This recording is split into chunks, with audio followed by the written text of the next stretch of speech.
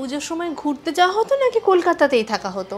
আমরা পুজোর সময় কিন্তু ওই কটা দিন কলকাতাতেই থাকতাম, মানে পাড়ার পুজোর যে ফ্লেভারটা এখন বিভিন্ন ধরো কমপ্লেক্সের মধ্যে হয়তো সেই ফ্লেভারটা আছে। তো পাড়ার পুজোর একটা দারুণ ফ্লেভার, মানে পুরো পাড়াটাই একটা বাড়ি। এই বাড়ির মাসিমা, ওই বাড়ির কাকিমা সবাই মিলে পুজোর আগে নাটকের রিহার্সাল করছে, মারা একটা নাটক করবে, আমরা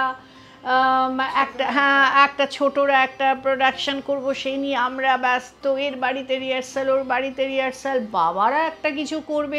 এবং আমাদের মানে আমার বাড়ির সবাই ইনভলভড, আমার বাবা, আমার মা, আমি এবং আমার ভাই, চারজনেই বিভিন্ন কাজে ইনভলভ।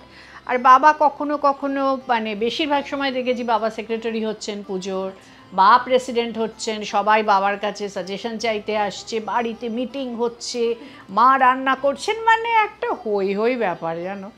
তো মানে পুজোটা একটা দারুণ ব্যাপার তখন, মানে ধরো এই প্রস্তুতিটা 2.5-3 মাস আগে শুরু হয়ে যেত। আর মানে তখন তো মানে আমাদের ওই উৎসবটা তো 3 মাস ধরে চলছে।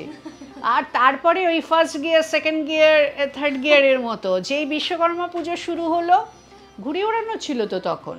ভাইয়ের সঙ্গে ঘুড়ি ওড়াচ্ছি আমাদের 4তলা ফ্ল্যাটের ছাদে গিয়ে। ঘুড়ি ওড়াতে? হ্যাঁ, সবাই পারতো, আমার বন্ধুরা সবাই পারতো, এই টানছে, ভাইরা এ করছে। মানে কলকাতা শহরেই কিন্তু বড় হয়েছি, কিন্তু কি বলবো, একটা এত সারল্য সকলের মধ্যে, আর পাড়ার সকলে মিলে মনে হতো একটা পরিবার।